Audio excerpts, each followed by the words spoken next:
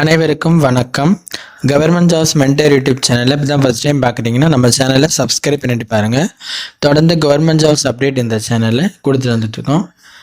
நபார்டு அப்படின்னு சொல்லக்கூடிய national bank for agriculture and rural development, அதாவது வேளாண்மை மற்றும் கிராமப்புற மேம்பாட்டு தேசிய வங்கியில் ஒரு வேலைவாய்ப்பு அறிவிப்பு வெளியிட்டிருக்காங்க.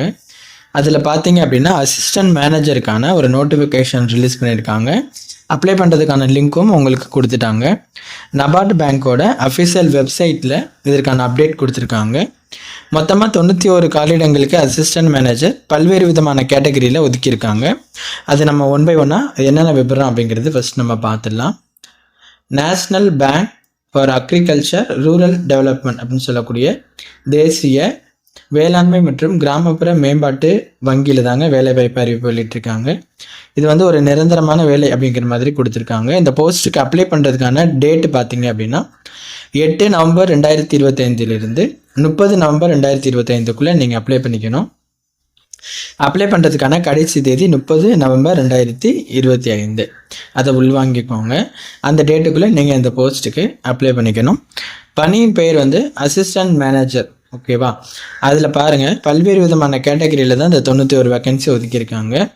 அதில் ஜென்ரல் கேட்டகரிக்கு 48 வேக்கன்சி, சிஏக்கு 4 வேக்கன்சி, கம்பெனி செக்ரட்டரிக்கு 2 வேக்கன்சி, ஃபினான்ஸ்க்கு 5 வேக்கன்சி, கம்ப்யூட்டர் இன்ஃபர்மேஷன் டெக்னாலஜிக்கு 10 வேக்கன்சி, அக்ரிகல்ச்சர் இன்ஜினியரிங்க்கு 1 வேக்கன்சி, பிளான்டேஷன் அண்ட் ஹார்டிகல்ச்சருக்கு 2 வேக்கன்சி, ஃபிஷரிஸ்க்கு 2 வேக்கன்சி, ஃபுட் ப்ராசஸிங்க்கு 2 vacancy, land development and soil சயின்ஸ்க்கு 2 வேக்கன்சி, சிவில் இன்ஜினியரிங்க்கு 2 வேக்கன்சி, எலக்ட்ரிக்கல் இன்ஜினியரிங்க்கு 2 வேக்கன்சி, மீடியா ஸ்பெஷலிஸ்ட்டுக்கு 1 வேக்கன்சி, எக்கனாமிக்ஸ்க்கு 2 வேக்கன்சி, அசிஸ்டன்ட் மேனேஜரில் லீகலுக்கு 2 வேக்கன்சி, ப்ரோட்டோகால் அண்ட் செக்யூரிட்டிக்கு 4 வேக்கன்சி. மொத்தமாக 91 வேக்கன்சி இந்த அசிஸ்டன்ட் மேனேஜர் இப்போ நம்ம பார்த்த ஃபீல்டில் உங்களுக்கு ஒதுக்கியிருக்காங்க. இப்போ இந்த ஒவ்வொரு ஃபீல்டுக்கும் தனித்தனி குவாலிஃபிகேஷன் அவங்க மென்ஷன் பண்ணி கொடுத்துருப்பாங்க. அந்த குவாலிஃபிகேஷனை நீங்கள் தெரிஞ்சுக்கிட்டு அப்ளை பண்ணுங்கள். இப்போ உதாரணத்துக்கு அசிஸ்டன்ட் மேனேஜரில் நம்ம மேலே பார்த்த அந்த கேட்டகரி வைஸ் குவாலிஃபிகேஷன் என்ன, கல்வி தகுதி என்ன அப்படிங்கிறது பார்க்கலாங்க. அடுத்து அதில் பாருங்கள், ஜென்ரல் ஃபஸ்ட்டு இருந்துச்சு இல்லையா, அதுக்கு நீங்கள் ஏதாவது ஒரு பேச்சுலர் டிகிரி முடிச்சிருக்கீங்க அப்படின்னா அந்த போஸ்ட்டுக்கு அப்ளை பண்ணிக்கலாம். அல்லது போஸ்ட் கிராஜுவேட், MBA, BGDM அதெல்லாம் முடித்தவங்க கூட அப்ளை பண்ணிக்கலாம். பொதுவாக டிகிரி முடித்தவங்க இந்த போஸ்ட்டுக்கு அப்ளை பண்ணிக்கலாம். அந்த ஜென்ரல் கேட்டகரியில் அப்ளை பண்ணுறவங்க பண்ணிக்கலாம். அடுத்து சார்ட்டர்ட் அக்கௌண்ட்டுக்கு பேச்சுலர் டிகிரி முடித்தது மட்டும் இல்லாமல் membership of institute of chartered account, அதாவது ICAIயில் நீங்கள் அதை கம்ப்ளீட் பண்ணி அதை முடிச்சிருக்கணும், அதில் இருக்கணும் அப்படின்னு சொல்லியிருக்காங்க. அதை பார்த்துக்கோங்க. அடுத்து கம்பெனி செக்ரட்டரிக்கும் நீங்கள் பேச்சுலர் டிகிரி முடிச்சுட்டு அசோசியேட் ஃபெலோ மெம்பர்ஷிப் ஆஃப், அதாவது அசோசியேட் அல்லது ஃபெலோ மெம்பர்ஷிப்பாக எதில் இருக்கணும் அப்படின்னா ICSIயில் நீங்கள் இருக்கணும். அதை பார்த்துக்கோங்க. அடுத்து ஃபினான்ஸ்க்கு BBAல ஃபைனான்ஸ் அண்ட் பேங்கிங் அதை முடித்தவங்க அப்ளை பண்ணிக்கலாம். BMSலையும் ஃபினான்ஸ் அல்லது பேங்கிங் முடித்தவங்களும் அப்ளை பண்ணிக்கலாம். அல்லது பிஜி டிப்ளமோ மேனேஜ்மெண்ட்டில், அதில் நீங்கள் பிஜி டிப்ளமோ இன் மேனேஜ்மெண்ட்டில் ஃபைனான்ஸ் முடித்தவங்க, இல்லைனா MBAல ஃபைனான்ஸ் முடித்தவங்க, MMSல ஃபைனான்ஸ் முடித்தவங்க கூட நீங்கள் இந்த போஸ்ட்டுக்கு அப்ளை பண்ணிக்கலாம்னு சொல்லியிருக்காங்க. அது பேச்சுலர் டிகிரியோட முடிச்சிருக்கணும். ஓகேவா? அல்லது bachelor of financial and investment analysis முடித்தவங்களும் அப்ளை பண்ணிக்கலாம். அல்லது பேச்சுலர் டிகிரி முடிச்சுட்டு கூடுதலாக மெம்பர்ஷிப்பாக எதில் இருக்கணும் அப்படின்னாக்கா ICAIயில் நீங்கள் இருக்கணும் அப்படிங்கிற மாதிரி சொல்லியிருக்காங்க. அப்படி இருந்தாலும் அப்ளை பண்ணிக்கலாம். அல்லது பேச்சுலர் டிகிரி முடிச்சுட்டு membership of institute of cost management accounts ICMA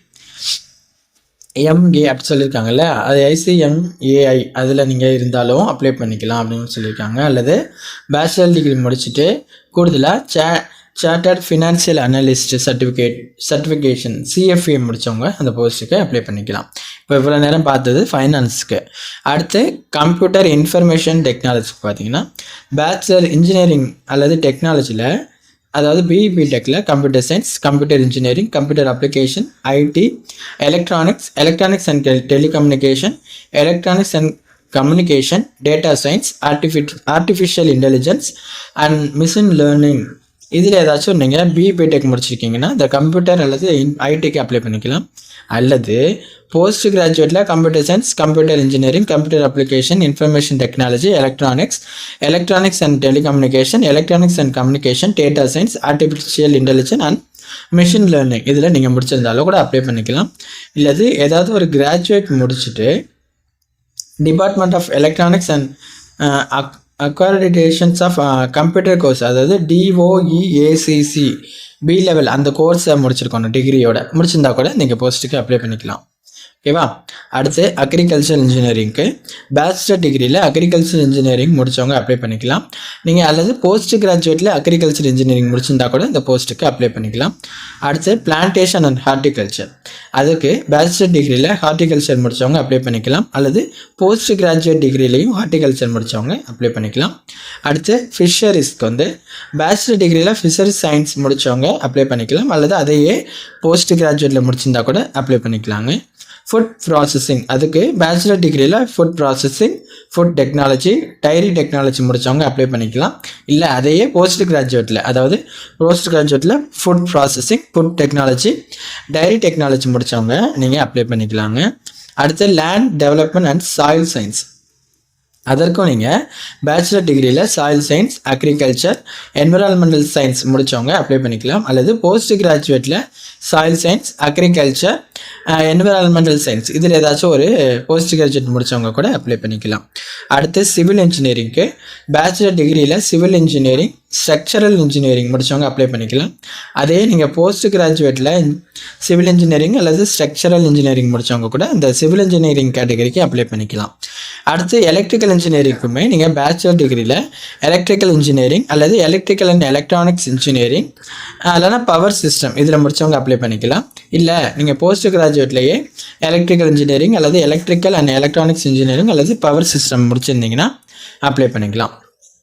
அடுத்து மீடியா ஸ்பெஷலிஸ்ட்டு, அதுக்கு பாருங்கள் போஸ்ட் கிராஜுவேட் டிகிரியில் mass media, mass communication, journalism முடித்தவங்க அப்ளை பண்ணிக்கலாம். எக்கனாமிக்ஸ்க்கு போஸ்ட் கிராஜுவேட் டிகிரியில் அப்ளைடு எக்கனாமிக்ஸ் முடித்தவங்க அப்ளை பண்ணிக்கலாம், அதை உள்வாங்கிக்கோங்க.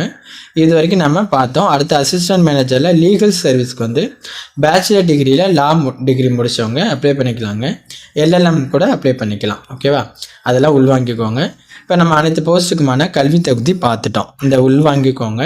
இதில் நான் சொன்ன கல்வி தகுதியில் உள்ளவங்க கண்டிப்பாக அந்த போஸ்ட்டுக்கு அப்ளை பண்ணிக்கலாம். இதற்கு அப்ளை பண்ணுறதுக்கான வயது வரம்பு குறைந்தபட்சம் 21ஆகவும் அதிகபட்சம் 30 வயதாகவும் இருக்கணும். வயது தளர்வு உண்டுங்க. OBCக்கு 3 வருடங்கள், SC STக்கு 5 வருடங்கள், அப்புறம் BWPD கேண்டிடேட்ஸ்க்கு 10 வருடங்கள் அப்படின்ட்டு வயது தளர்வு உங்களுக்கு கொடுப்பாங்க. இந்த போஸ்ட்டுக்கு அப்ளை பண்ணுறதுக்கு எக்ஸாமினேஷன் இருக்குது, ப்ரிலிமினரி எக்ஸாமினேஷன், அப்புறம் மெயின் எக்ஸாமினேஷன் சொல்லிட்டு வைப்பாங்க. அதற்கான சிலபஸ் பார்த்தீங்க அப்படின்னா உங்களுக்கு நோட்டிஃபிகேஷனில் தெளிவாக கொடுத்துருக்காங்க. எக்ஸாம் பேட்டர்ன் என்ன, சிலபஸ் என்ன படிக்கணும், என்னென்ன சப்ஜெக்ட் படிக்கணும், எந்தெந்த போஸ்ட்டுக்கு அப்படிங்கிறது தெளிவாக உங்களுக்கு கொடுத்துருக்காங்க. நீங்கள் அந்த சிலபஸை பாருங்கள், அதுக்கு நீங்கள் உள்வாங்கிக்கிட்டு இந்த எக்ஸாமை நீங்கள் அட்டன் பண்ணுங்கள். அடுத்து இதற்கான தேர்வு மையங்கள் எங்கே இருக்கும் அப்படின்னு பார்த்தோம் அப்படின்னாக்க அதையும் உங்களுக்கு இங்கே நோட்டிஃபிகேஷன்லேயே மென்ஷன் பண்ணியிருக்காங்க. ஃபஸ்ட்டு ப்ரிலிமினரி எக்ஸாமினேஷன் தான் ஃபஸ்ட்டு இருக்கும். அது வந்து தமிழ்நாட்டில் எங்கெங்கே இருக்கும் அப்படின்னு பார்த்தோம்னா சென்னை, கோயம்புத்தூர், மதுரை, சேலம், திருச்சி, திருநெல்வேலி, வேலூர், ஈரோடு, விருதுநகர், நாகர்கோவில், கன்னியாகுமரி, தஞ்சாவூர், விழுப்புரம் இங்கெல்லாம் உங்களுக்கு தமிழ்நாட்டில் எக்ஸாமினேஷன் சென்டர் இருக்கும். இது இல்லாமல் புதுச்சேரியிலையும் உங்களுக்கு எக்ஸாமினேஷன் சென்டர் இருக்கும். இப்போ நான் சொன்னது வந்து ப்ரிலிமினரி எக்ஸாமுக்கான எக்ஸாமினேஷன் சென்டர். அடுத்த மெயின் எக்ஸாமினேஷன் சொல்லிட்டு அது எங்கெங்கே இருக்குன்னு பார்த்தீங்கன்னா அது ஒரு பர்டிகுலர் சிட்டிஸ் பேர் கொடுத்துருக்காங்க. தமிழ்நாட்டில் சென்னையில் மட்டும்தான் உங்களுக்கு மெயின் எக்ஸாம் நடக்கும். ஓகேவா, ஃபஸ்ட்டு ப்ரிலிமினரி எக்ஸாமினேஷன் முடிச்சுட்டு அதுக்கு பிறகு மெயின் எக்ஸாமினேஷனை பார்த்துக்கலாம். இந்த அப்ளை பண்ணுறதுக்கான அப்ளிகேஷன் ஃபீஸ் இருக்குங்க. SC ST BWT கேண்டிடேட்ஸ்க்கு வந்து உங்களுக்கு டோட்டலாக 150 ரூபா நீங்கள் பே பண்ணுற மாதிரி இருக்கும். இது இல்லாமல் மற்ற எல்லா கேண்டிடேட்ஸும் 850 ரூபா அப்ளிகேஷன் ஃபீஸ் பே பண்ணுற மாதிரி இருக்கும். நீங்கள் ஒரு வேளை அந்த பேங்க்கோட ஸ்டாஃபாக இருக்கீங்க அப்படின்னா உங்களுக்கு வந்து அப்ளிகேஷன் ஃபீஸ் கிடையாது. ஓகேவா, இந்த தகவலை உள்வாங்கிக்கோங்க. இந்த போஸ்ட்டுக்கு நீங்கள் ஆன்லைனில் தாங்க அப்ளை பண்ணணும். அப்ளை பண்ணுறதுக்கு நபார்ட் பேங்கோட அஃபிஷியல் வெப்சைட்டில் அதுக்கான லிங்க் அவங்க கொடுத்துருக்காங்க, அதில் போய்ட்டு அப்ளை பண்ணிக்கலாம். ஓகேவா, அந்த வெப்சைட்டில் வந்தீங்க அப்படின்னா உங்களுக்கு அப்ளை ஹியர் அப்படின்னு சொல்லிட்டு லிங்க் இருக்கு இல்லையா, அதை கிளிக் பண்ணிங்க அப்படின்னாக்க உங்களுக்கு அப்ளை பண்ணுறதுக்கான லிங்க் ஓப்பன் ஆகிடும். அதில் இது தாங்க, இதில் நீங்கள் ரிஜிஸ்டர் பண்ணிவிட்டு அப்ளை பண்ணிக்கலாம். உங்களுக்கு இந்த நோட்டிஃபிகேஷனும் இந்த அஃபிஷியலாக வெளியிட்டிருக்க இந்த நோட்டிஃபிகேஷனையும் அப்ளை பண்ணுறதுக்கான லிங்க்கையும் டிஸ்கிரிப்ஷனில் கொடுக்குறோம். நீங்கள் அதில் பார்த்துட்டு அப்ளை பண்ணுங்கள். வேறு எதுவும் டவுட்னா கீழே கமெண்ட் பண்ணுங்கள். உங்கள் ஃப்ரெண்ட்ஸுக்கு ஷேர் பண்ணி அவங்களுக்கும் இந்த தகவலை தெரியப்படுத்துங்க. தேங்க்யூ.